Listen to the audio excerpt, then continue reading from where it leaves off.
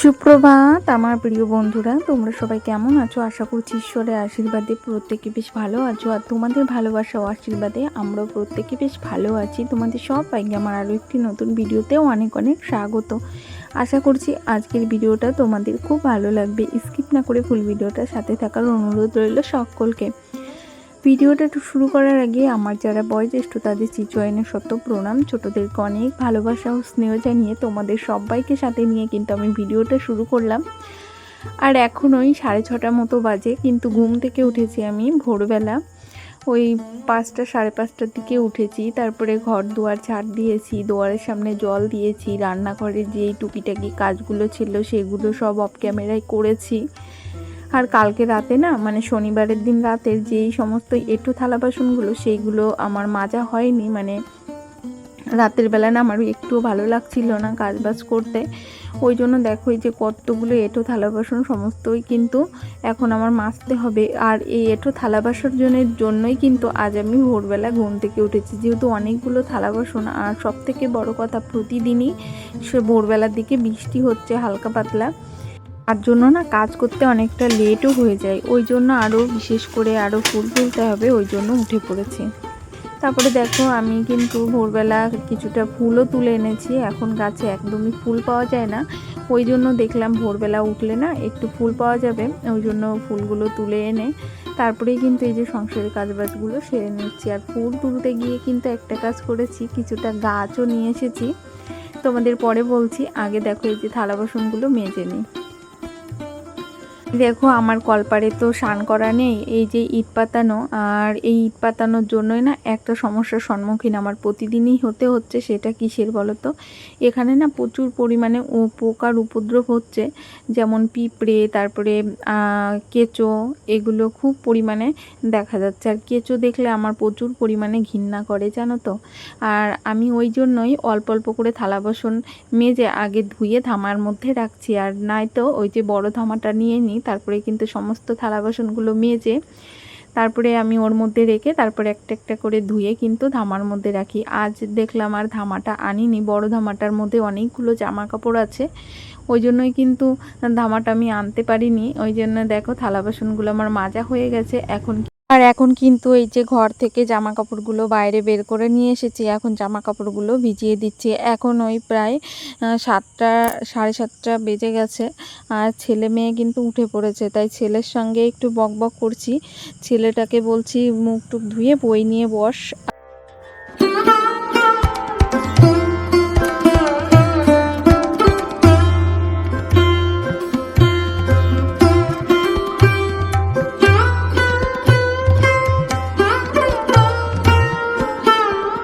তবে যাই হোক, এই যে সমস্ত জামা কাপড়গুলো ভিজিয়ে দিলাম, কিন্তু আকাশের অবস্থা না খুবই খারাপ, মনে হচ্ছে আবারও বৃষ্টি হবে।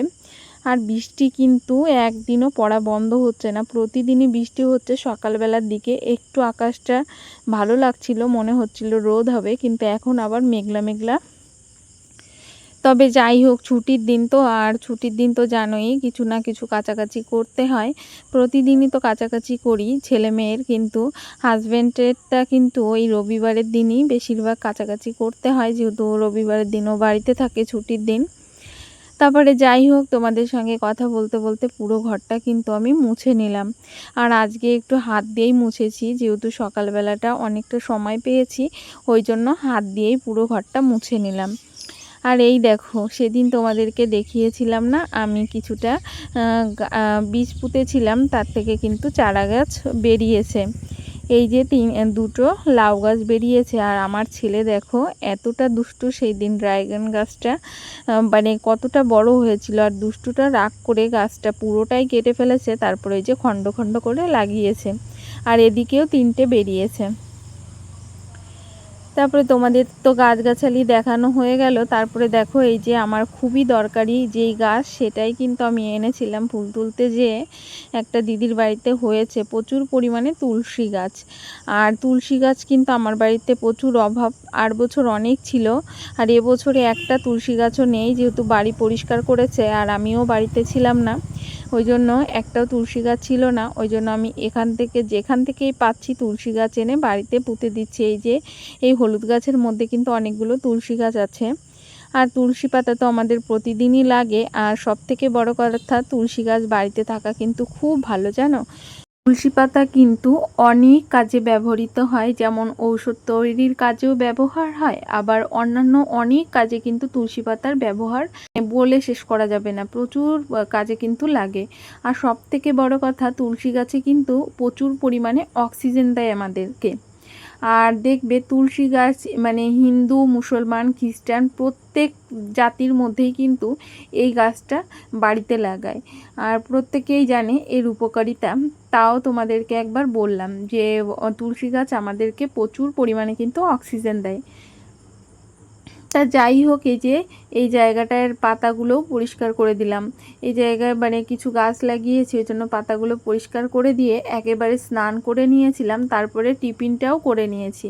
আজকে সকালে টিফিন করেছি রুটি, আর করেছি হলো কুমড়ো দিয়ে একটা তো সবজি করেছিলাম, সেটা দিয়েই কিন্তু প্রত্যেকে আমরা সকালে টিফিন করে নিয়েছি। তারপরে দেখো আজকে শাক রান্না করব। ফ্রিজে মাছ আছে হলো বাটা মাছ আর তেলাপিয়া মাছ। এর আগের দিন তোমাদেরকে দেখিয়েছিলাম, শুক্রবারের দিন বাজার থেকে এনেছিল, সেই মাছটাই আজ রান্না করব। আর আমাদের বাড়িতে প্রত্যেকেই শাকটা খুব পছন্দ করে, ওই জন্য শাকটা রান্না করব। আর আমি না শাক উঠতে বসলে আমার অনেকটা সময় লাগে, যেহেতু এখনকার বর্ষার দিনের শাকের মধ্যে কিন্তু পোকা থাকে, ওই জন্য একটা একটা করে সুন্দর করে বেছে নিচ্ছিলাম। তারপরে শাক বাছা আমার হয়ে গেছে, ধুয়ে নিয়ে এসেছি। তারপরে এদিকে চালটাও ধুয়ে রেডি করে রেখেছি, আর মাছেও কিন্তু লবণ হলুদ মাখিয়ে রেখেছি। ফ্রিজ থেকে বের করে মাছগুলোকে ভালো করে ধুয়ে নিয়েছি, তারপরে লবণ হলুদ মাখিয়ে নিয়েছি। এখন কিন্তু এই যে আমি দুপুরে রান্নাবান্নাটা করে নেব। এখন বাজে হলো দুপুর 12টা, আর আমি 12টা থেকেই কিন্তু রান্নাটা শুরু করলাম। আর রান্না বসিয়ে দিয়ে কিন্তু আমি মাছের ঝোলের আজকে করব হলো কাঁচা মাছের কড়াই ভাপা। তার জন্য কিন্তু আমার এখন মশলা করতে হবে, ওই জন্য মাছটা ভাজতে বসিয়ে দিয়ে কিন্তু আমি মশলা করব। আর তার জন্য আমাকে কিছুটা রসুন, পেঁয়াজ, লঙ্কা, আদা এগুলো সমস্তই কিন্তু ছাড়িয়ে নিতে হবে। তার মধ্যে দেখো এই যে আমার শাকের তরকারিটা হয়ে গেছে। এই যে কমলি শাক দিয়ে বাটা মাছ দিয়ে এই যে শাকের একটা পাতলা ঝোল করেছি। এই শাকের ঝোলটা কিন্তু আমাদের বাড়িতে প্রত্যেকে খুব পছন্দ করে। আর এর মধ্যে কিছুটা এই যে পটলও ভেজে নিয়েছি। আর এখন বসিয়ে দেব কাঁচা মাছের কড়া ভাপার জন্য কিছুটা তেজপাতা দিলাম, তার মধ্যে গোটা গরম মশলা দিয়েছি, আর দিয়ে দিলাম কিছুটা কুচি করা পেঁয়াজ। আর আমি কিন্তু মশলার যে পেস্টটা করেছি তোমাদেরকে তো বললাম। আর এর মধ্যে কিন্তু কিছুটা দিয়েছি, অল্প একটু দিয়েছি সর্ষে, আর তার মধ্যে দিয়েছি 2-3টে মতো কাজু বাদাম আমার ঘরে ছিল। এই কড়াই ভাপার মধ্যে না কিছুটা কাজু বাদাম দিলেও কিন্তু বেশ টেস্টি লাগে। ওই জন্য এই যে কাঁচা মাছগুলো আমি আগের থেকেই কিন্তু লবণ হলুদ মাখিয়ে রেখেছিলাম, যাতে মাছের মধ্যে ঠিকঠাক লবণ হলুদটা ঢুকে যায়। আর অনেক সময় মাখিয়ে রেখেছি তো, আর মাছগুলো বেশ নরম হয়ে গেছে।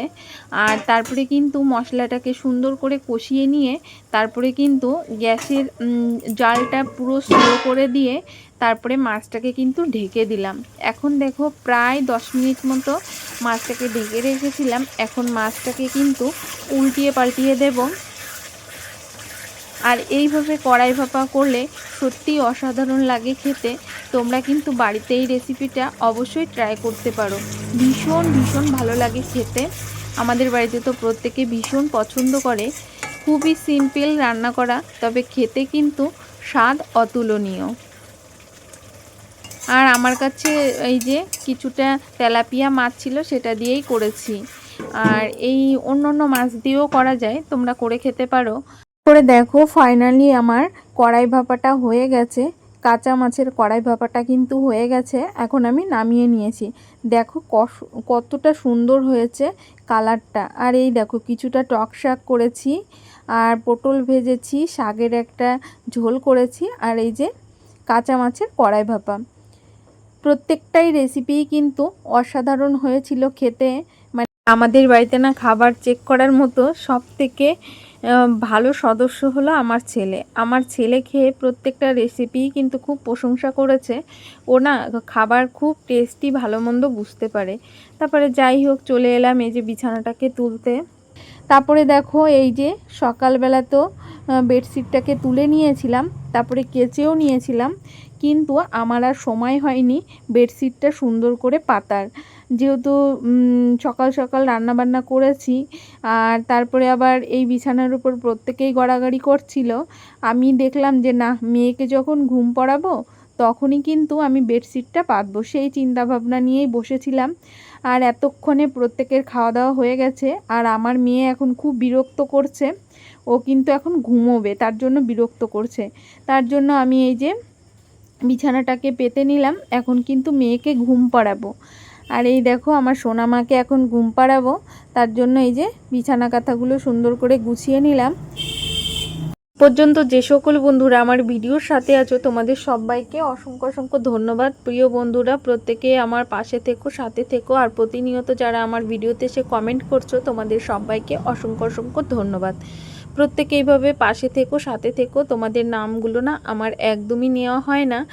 আজ ভেবেছিলাম নেব, কিন্তু কথা বলতে বলতে কখন যে ভিডিও শেষ প্রান্তে আমি চলে এসেছি আমি নিজেও বুঝতে পারিনি। তা যাই হোক, এখন আবার যদি তোমাদের কমেন্টগুলো রিপ্লাই করতে যাই তাহলে আবার আমাকে ভিডিওটা কাটাকাটি করতে হবে, মানে ভয়েসটা কাটাকাটি করতে হবে, এতে আবার আমার প্রবলেম হবে। ওই জন্য আজ আর তোমাদেরকে কমেন্টের রিপ্লাই দিলাম না। তোমরা প্রত্যেকে এইভাবে আমার পাশে থেকো, সাথে থেকো। যারা প্রতিনিয়ত আমাকে এত সুন্দর সুন্দর কমেন্ট করছো তোমাদের সবাইকে অসংখ্য অসংখ্য ধন্যবাদ। আর সব থেকে বড় কথা, যারা আড়াল থেকেও ভিডিওটা দেখছো তাদেরকেও অসংখ্য অসংখ্য ধন্যবাদ। প্রিয় বন্ধুরা, প্রত্যেকে এইভাবে আমার পাশে থেকো, সাথে থেকো। আর এই দেখো মেয়ে যেহেতু ঘুমিয়েছে, এখন আলনাটাকেও একটু গুছিয়ে নিলাম। এখন এই যে কিছুটা এই যে বেডশিটটা আর কাপড়টা এখন এই শোকেসটার মধ্যে রেখে দেব। তাই আমি কিন্তু ভিডিও শেষ প্রান্তে চলে এসেছি। সবাইকে টাটা, বাই বাই। দেখা হবে আবার নেক্সট ভিডিওতে। ততক্ষণ পর্যন্ত প্রত্যেকেই ভালো থেকো। সবাইকে টাটা, বাই বাই। আবার দেখা হবে নেক্সট ভিডিওতে। Tata, bye bye.